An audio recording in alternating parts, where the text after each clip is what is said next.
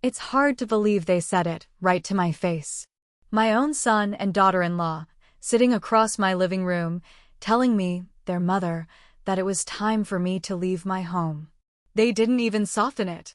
"We're putting you in a nursing home," they said. "Not we'd like to discuss options, or we're concerned about you living alone." Just a bald declaration, as if they were scheduling a doctor's appointment for themselves. They spoke about my safety, about my needs changing, but I saw the look in their eyes, the way they glanced around my house, the home I'd lived in for 40 years, the home my late husband Thomas and I had built our lives in, and I knew. It wasn't about my care, it was about control. It was about this house, this property, everything Thomas and I had worked so hard for. Before we dive into the story, let us know where you're watching from in the comments below, and if you believe families should protect, not exploit each other. Hit that like button and subscribe for more. Because what she discovered next would force her to choose between family loyalty and self-preservation. My name is Eleanor, and until that day, I genuinely believed my family loved me. Not just with the expected familial affection, but with a real depth of connection built over decades of shared joys, sorrows, and sacrifices. I was 68 years old, widowed for just over a year. Thomas's passing had left a void, a quiet ache in my life, but I wasn't frail or incapable. I managed our finances, kept the house, drove my car, and stayed active in my garden club. I missed him terribly, but I was coping. My son, Mark, was our only child. He and his wife, Sarah, had 2 children, my grandchildren, whom I adored. From the moment Mark was born, my life, and later, Thomas's, had revolved around him. We weren't wealthy, but we were comfortable. Thomas had a good pension, and I had saved diligently. Our most significant asset was the house, a modest but well-maintained property on a large corner lot in a desirable neighborhood. It was paid off, a source of security we cherished. Over the years, we had helped Mark and Sarah financially whenever they needed it. We paid for Mark's college, helped with the down payment on their first condo, and even contributed to the children's school fees when things were tight for them. When Thomas was ill, Mark and Sarah were present, supportive in their way, though often preoccupied with their own lives. I understood. They were busy, raising a family, building careers. I never expected them to drop everything for me. I was independent, always had been. But after Thomas passed, the dynamic shifted subtly. Mark and Sarah started visiting more often, ostensibly to check on me. Their questions, however, began to focus increasingly on my finances, my plans for the house, whether I was managing everything. I dismissed it at first, attributing it to genuine concern. They were my family, after all. My trust in them was absolute, a foundation built on love and shared history. I thought back to countless holidays, family dinners, times I'd stayed up late helping Mark with school projects, or spent weekends babysitting the grandchildren so Mark and Sarah could have time alone. I had poured my life into my family, and I believed that investment was understood, valued. It was unfathomable that this love and sacrifice could be viewed through a transactional lens. One evening, a few months after Thomas's funeral, Mark and Sarah were over for dinner. I overheard them talking in the kitchen while I was in the pantry getting dessert plates. Sarah's voice was low, urgent. "We can't wait forever, Mark. That house is worth a fortune now. If we wait until it's necessary, who knows how much of it will be eaten up by care costs. We need to do this now." Mark's response was hesitant. "But Mom's fine. She's not even sick," Sarah scoffed. "She's old, Mark. Things change fast. Besides, think of the kids. Their college funds aren't going to fill themselves.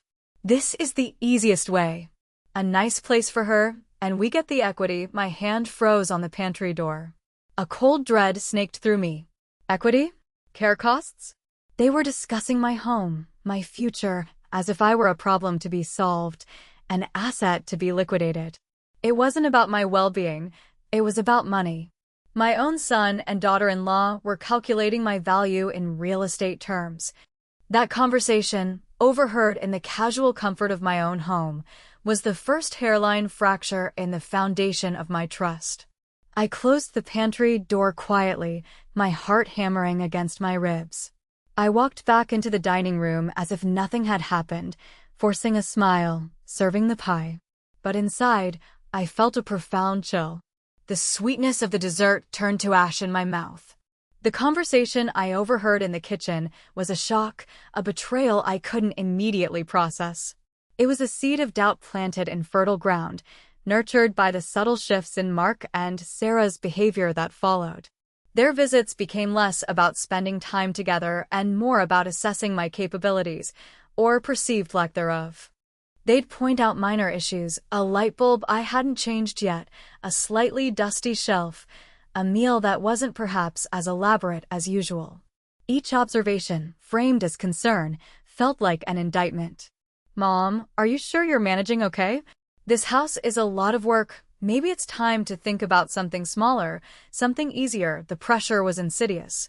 They began suggesting different options for me: independent living facilities, assisted living. They had brochures, glossy pamphlets showcasing beautiful, but impersonal, places.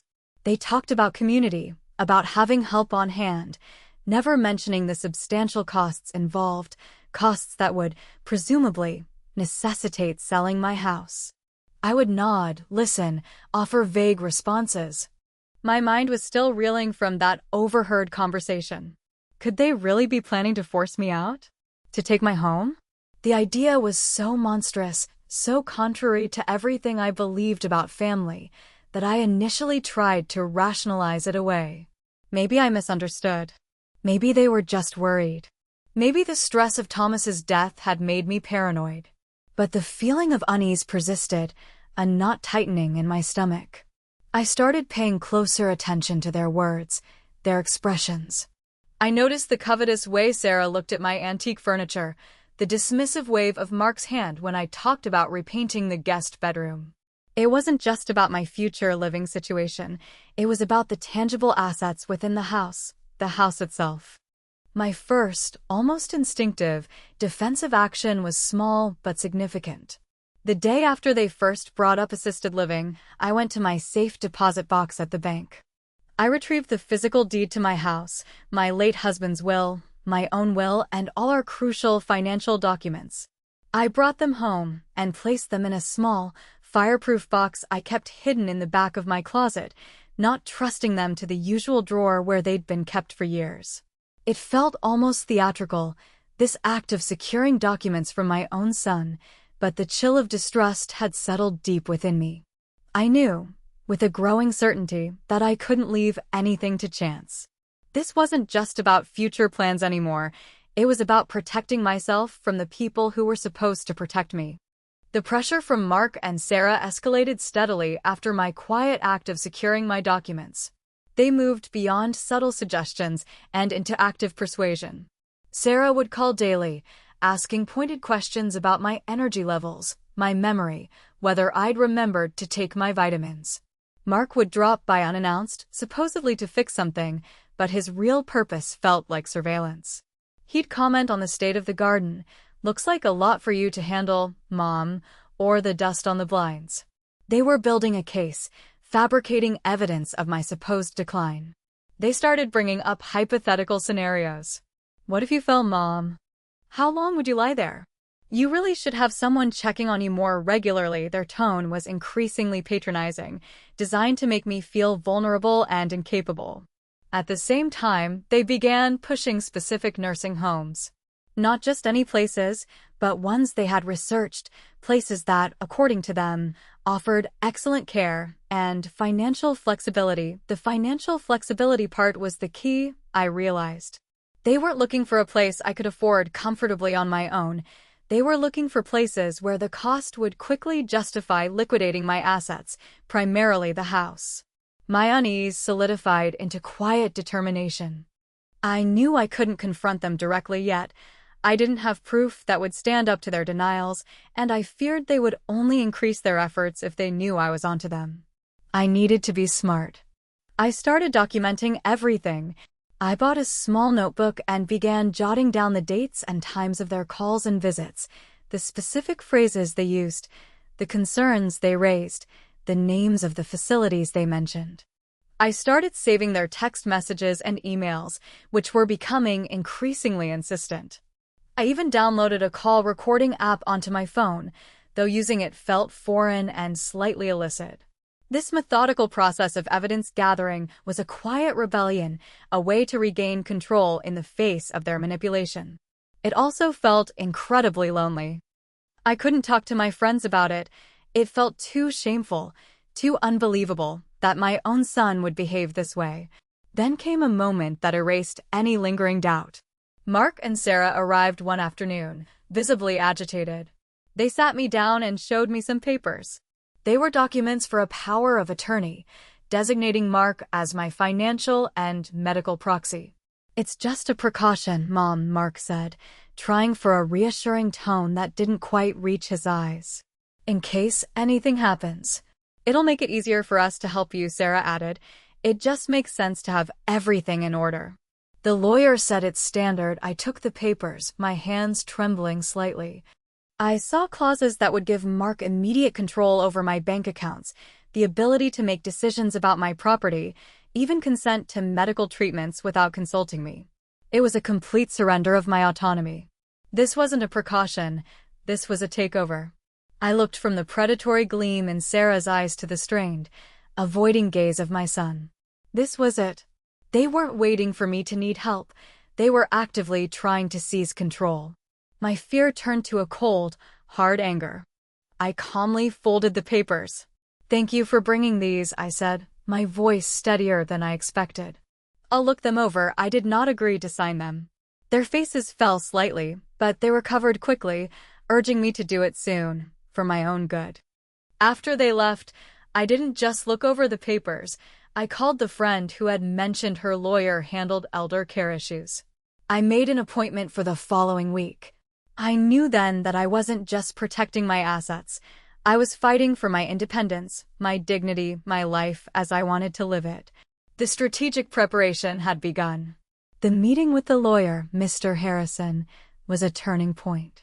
He was a kind, middle-aged man with a calm demeanor and sharp eyes. I laid out everything: the overheard conversation, the escalating pressure, the attempts to get me to sign the power of attorney, the documentation I had started gathering, showing him my notebook and the saved messages. I even played him a short, slightly shaky recording I'd managed to get of Mark and Sarah discussing how much the house would sell for. As I spoke, detailing the calculated manipulation, the shame I had felt began to dissipate, replaced by a quiet resolve. Mr. Harrison listened patiently, taking notes. When I finished, he didn't express shock or disbelief, only a quiet understanding that spoke volumes.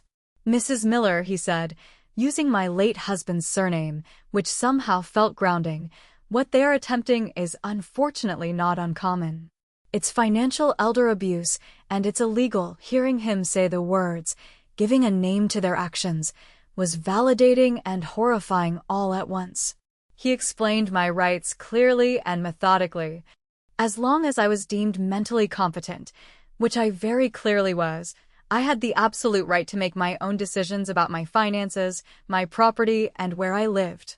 No one, not even my children, could force me into a nursing home or make me sell my house against my will.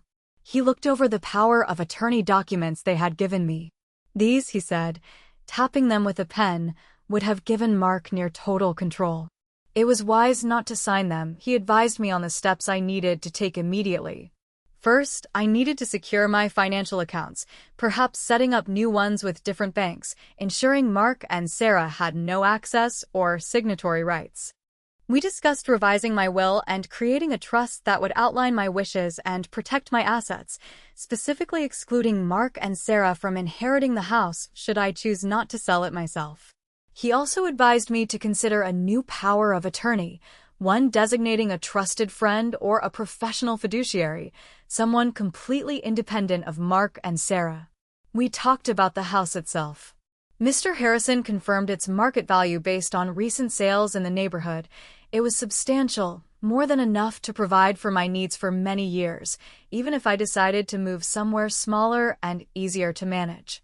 The key was that I would be the one making that decision on my terms. He suggested selling the house myself, not under duress or at a price dictated by Mark and Sarah, but strategically, allowing me to retain full control of the proceeds. This would remove the primary object of their desire and leave them with no leverage. This conversation was the true turning point. It wasn't just about protecting myself anymore. It was about taking proactive steps, using the legal system to regain control and turn the tables.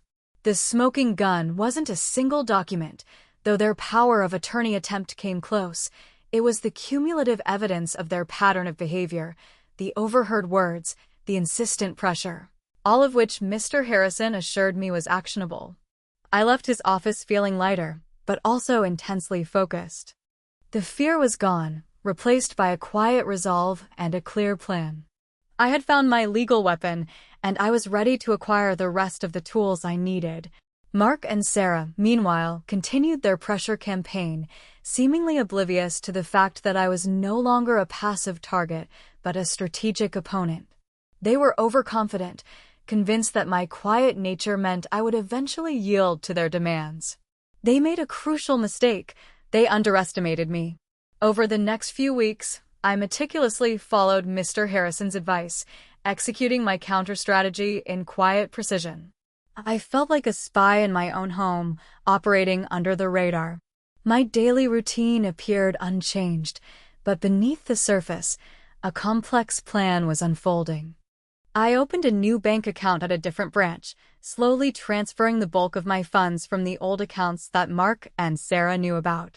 I worked with Mr. Harrison to revise my will, leaving small bequests to my grandchildren, but explicitly stating that Mark and Sarah were to receive nothing, citing their attempts at financial exploitation. We established a simple trust, naming the professional fiduciary Mr. Harrison recommended as the trustee, ensuring that my assets would be managed according to my instructions and protected from any future claims by Mark or Sarah. I also signed a new, limited power of attorney, granting only specific, necessary financial management tasks to the fiduciary, effective only if I became truly unable to handle my affairs, and clearly revoking any previous powers of attorney. Though thankfully I hadn't signed the one Mark and Sarah provided. Simultaneously, I began the process of selling the house. I contacted a reputable real estate agent, again recommended by Mr. Harrison, and explained my situation in broad terms, that I was downsizing and wanted a quick, discreet sale. The market was favorable, and the agent quickly found several interested buyers. We accepted a strong offer, conditional on a standard inspection and financing, with a closing date set for just 6 weeks away. The agent was professional and handled all the showings and negotiations, minimizing my direct involvement. Throughout this time, Mark and Sarah continued their campaign. They were oblivious, still pushing the power of attorney, still sending brochures for nursing homes. They even started talking about renovation plans for the house, assuming it would soon be theirs. We were thinking of knocking out that wall between the kitchen and the dining room, Sarah remarked one evening, looking at my home with proprietary eyes. It would open up the space so much, my heart ached at their casual disregard for my home, my memories, my life. But their arrogance fueled my resolve. Their continued pressure and their assumption of control only confirmed that I was doing the right thing. I kept up the pretense, listening vaguely to their plans, offering non-committal responses. I didn't tell them about the lawyer, the revised will, the new accounts, or the pending sale. The secrecy was a heavy burden, but it was necessary. Their confidence in their impending victory was their greatest vulnerability, and I intended to exploit it. Every document signed, every phone call made, every box I quietly packed, starting with things they wouldn't notice missing, like old photo albums from the attic, felt like a small victory. The house sale moved quickly. The inspection went smoothly, the buyer's financing was approved, and the closing date was confirmed. I found a lovely, secure two-bedroom condo in a building with good security and a helpful building manager, a short drive away, but in a different part of town. It was smaller, easier to manage, and felt entirely mine, free from the weight of their expectations and manipulations. I arranged for a moving company, scheduling them for the day before closing. I notified utility companies, changed my mailing address, and made sure all necessary paperwork was in order. Everything was meticulously planned, every detail accounted for. The days leading up to the closing felt surreal.